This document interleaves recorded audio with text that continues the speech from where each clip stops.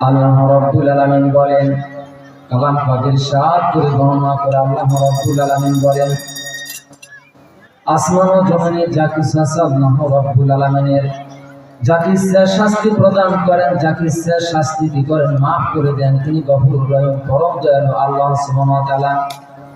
আল্লাহ রাব্বুল আলামিন কোরআনুল কারীম নাযিল করে মানুষের চলার পথ বাহির করে দিয়েছেন। এই কোরআনুল কারীমে পৃথিবীর সব কিছু চলার পথ আল্লাহ রাব্বুল আলামিন বলে দিয়েছে।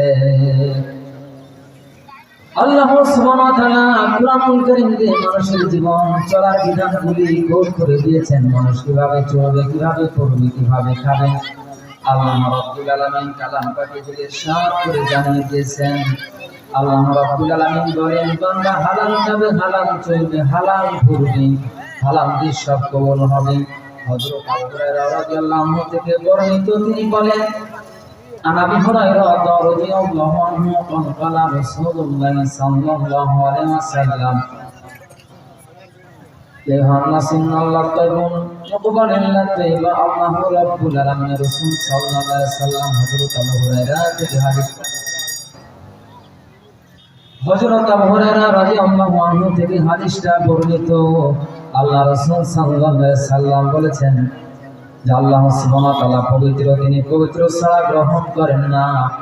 কারণ পবিত্র জিনিস দিয়ে সালাত আদায় করতে হবে, পবিত্র দান সদকা করতে হবে, পবিত্র টাকা দিয়ে। এই পৃথিবীর মানুষগুলি সিনা টাকা দেয়, হারাম টাকা দেয়, সুদের টাকা, ঘুষের টাকা দান সদকা করে। আল্লাহ রাব্বুল আলামিনের রাসূল বলেন, এই টাকাগুলি বান্দা বান্দি দান সদকা করবে না, হালাল টাকা দিবে। আল্লাহ রাব্বুল আলামিন বলেন, يا أيها الذين آمنوا لا تأكلوا الربا أضعافا مضاعفة واتقوا الله لعلكم تفلحون। আল্লাহ রাব্বুল আলামিন বলেন, তোমরা সুদের বকেয়া ছেড়ে দাও, সুদ খেও না, অধিক চক্রবৃদ্ধি হারে তোমরা সুদ খেও না। আর না খাইলে আল্লাহ রাব্বুল আলামিন বলেন, তোমরা তাহলে সফলতা অর্জন করবে। আল্লাহ রাব্বুল আলামিন জানিয়ে দিয়েছেন সুন্দরভাবে, সুন্দর ভাষায়।